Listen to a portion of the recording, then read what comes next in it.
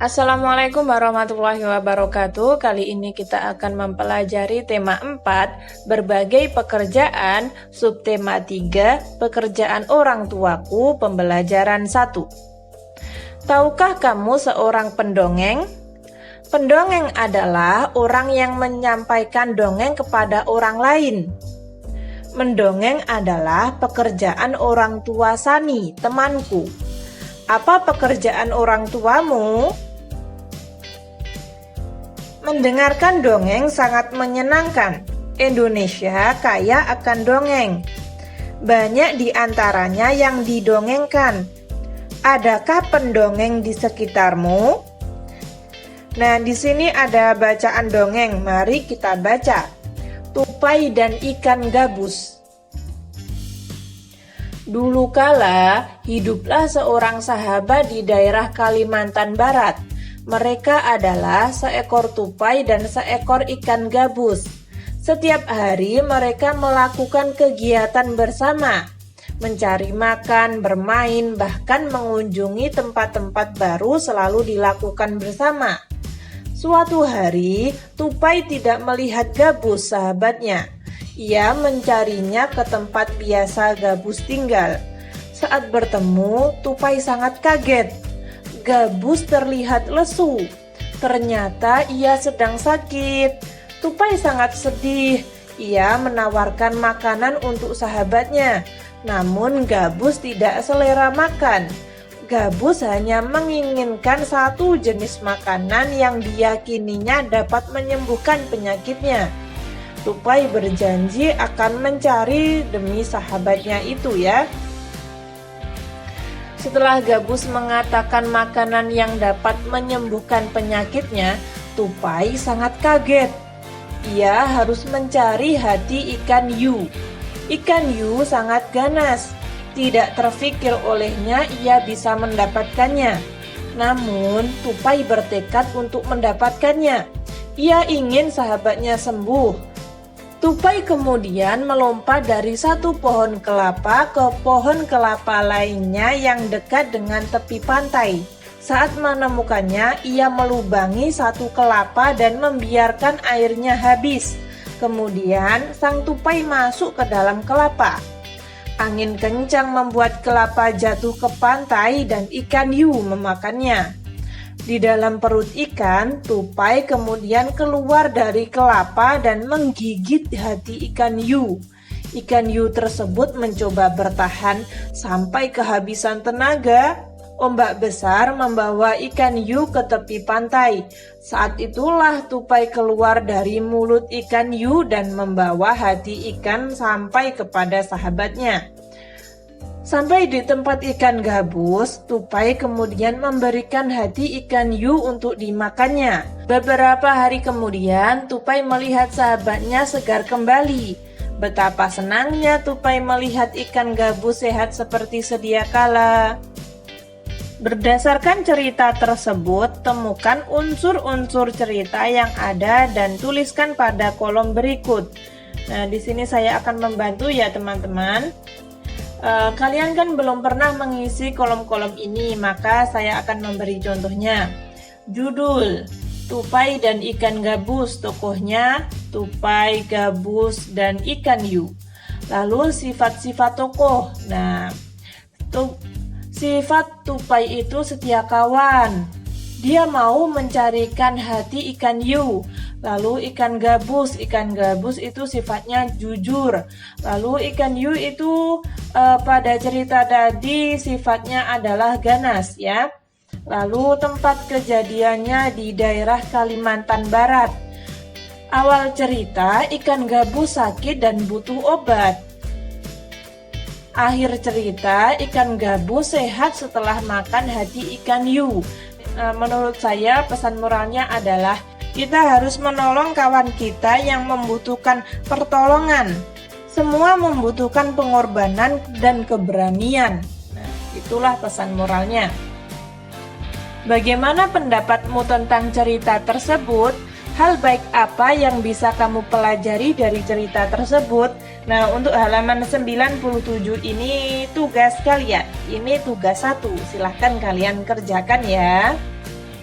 Lalu, tahukah kamu dalam cerita pendongeng sering menggunakan wayang yang terbuat dari kayu? Wayang tersebut dibuat oleh pengrajin kayu. Ayo kita cari tahu lebih lanjut tentang pekerjaan pengrajin kayu. Dayu mempunyai teman yang bernama Benny. Pekerjaan ayahnya adalah pengrajin kayu. Mau tahu apa saja yang dilakukannya? Ini cerita Benny. Baca teks berikut dalam hati. Nah, silahkan kalian baca dalam hati kalian ya, tidak bersuara.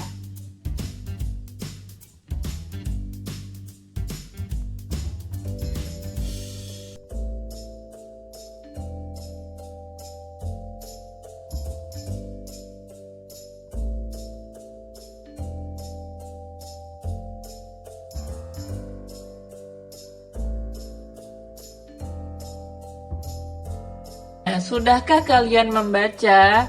Setelah kalian membaca, jawab pertanyaan berikut ini. Nah, di sini saya akan membantu menjawabnya agar teman-teman itu lebih mudah memahami pembelajaran ini ya. Produk apa yang dihasilkan oleh ayah Benny? Produknya adalah meja dan kursi. Apakah pekerjaan ayah Benny termasuk menghasilkan barang atau jasa? Jelaskan alasanmu. Menurut saya iya, ayah Benny itu penghasil barang. Karena pekerjaan yang menghasilkan sesuatu barang yang bisa digunakan oleh orang lain.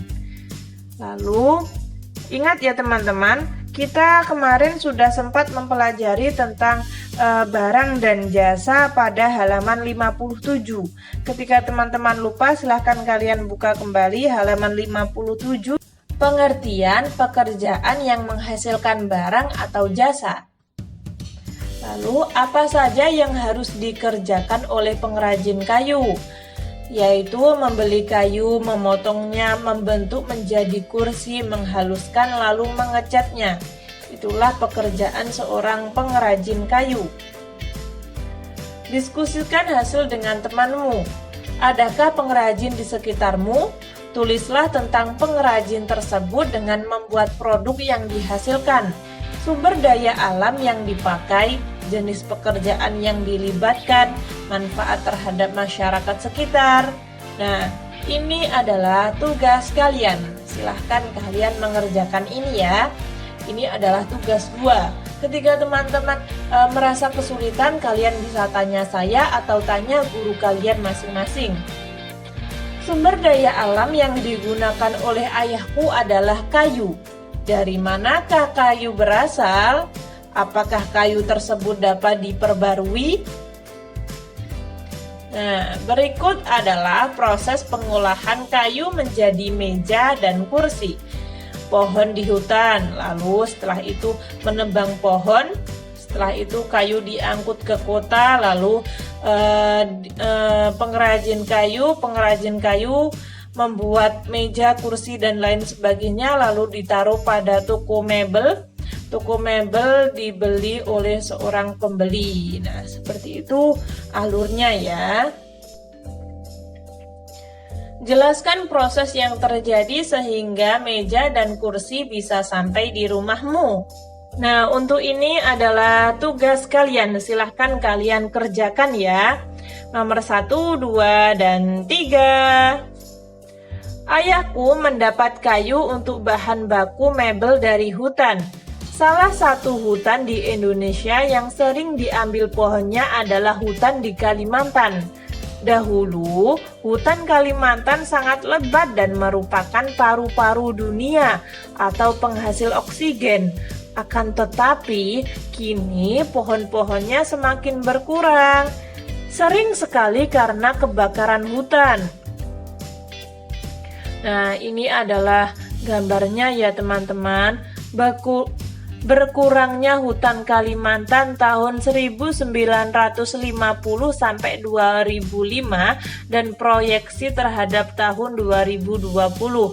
Di sini dapat kita lihat awalnya itu hijau semuanya, lama-kelamaan hijaunya memudar ya. Menurutmu, bagaimana perkembangan pohon yang ada di hutan Kalimantan dari tahun ke tahun? Diskusikan hasilnya dengan temanmu. Nah, ketika kalian tidak bisa berdiskusi dengan teman kalian, di sini saya langsung memberi jawabannya agar teman-teman lebih mudah dalam memahami pembelajaran ini ya. Dari gambar ini dapat saya jawab pertanyaan seperti ini ya. 1985 itu keadaan hutan masih lebat tapi agak berkurang. Lalu pada tahun 2000 itu hutan semakin berkurang. 2005 itu hutan banyak berkurang. 2010 itu hutan hampir setengah berkurang. Lalu 2020 itu hutan 3/4 bagiannya berkurang. Jadi sedikit banget ya. Nah, bandingkan penampakan hutan pada tahun 1950 dan 2010.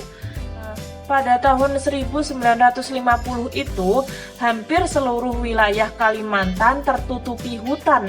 Akan tetapi pada tahun 2010, hutan hampir setengah berkurang. Menurutmu, mengapa kenampakan hutan pada tahun 1950 dan 2010 sangat berbeda? Menurut saya itu banyak faktor ya teman-teman. Salah satunya adalah penebangan pohon yang terus-menerus. Lalu, bagaimana kondisi hutan jika terjadi penebangan terus-menerus? Nah, hilangnya kesuburan tanah. Reboisasi menjadi hal yang sulit ketika hilangnya kesuburan tanah ya. Setelah itu, keanekaragaman hayati terancam punah karena hewan-hewan di situ merasa bahwa tempat tinggalnya sudah tidak ada, sudah ditebang semua ya. Lalu apa yang akan terjadi jika pohon di hutan semakin berkurang? Yang terjadi adalah kekeringan, banjir, tanah longsor, kepunahan tanaman dan hewan langka. Apa yang harus kita lakukan untuk menjaga kelestarian hutan? Yaitu menerapkan sistem tebang pilih. Tidak mencoret-coret pohon yang ada di hutan, tidak membuang sampah sembarangan di hutan, mencegah terjadinya kebakaran hutan. Nah, ini perlu kalian catat ya, mencegah terjadinya kebakaran hutan. Lalu sikap apa yang sebaiknya dimiliki oleh pengrajin kayu agar kelestarian hutan tetap terjaga? Banyak sekali sikapnya, diantaranya adalah melakukan tebang pilih. Ketika pohonnya masih kecil, jangan ditebang dulu. Pilih yang besar-besar dan memang itu sudah pantas untuk ditebang ya. Setelah itu mengganti pohon-pohon yang telah ditebang, atau kata lainnya adalah reboisasi ya. Lalu melestarikan keindahan lingkungan dengan tidak merusaknya. Apa yang harus dilakukan untuk menghindari kerusakan hutan? Sebenarnya banyak sekali, di sini saya hanya menyebutkan beberapa saja, di antaranya reboisasi atau penanaman kembali hutan yang gundul, lalu melarang pembabatan hutan secara sewenang-wenang, lalu menerapkan sistem tebang pilih dalam penebangan pohon, menerapkan sistem tebang tanam dalam kegiatan penebangan hutan. Nah, kurang lebih seperti itu. Kesimpulan, tadi kita sudah belajar apa saja? Yang pertama, cerita dongeng. Yang kedua, sumber daya alam dan pelestariannya. Dan yang terakhir, jenis-jenis pekerjaan terkait sosial budaya. Ingat, tugasnya tadi ada 3 ya teman-teman. Di sini memang sengaja tidak saya jawab semua agar teman-teman bisa mengasah otak kalian. Ketika semua pertanyaan saya jawab, maka teman-teman bagaimana caranya mengasah otak? Nah, sekian, terima kasih. Ketika teman-teman ada saran atau masih kurang paham, silahkan tulis di komentar. Wassalamualaikum warahmatullahi wabarakatuh.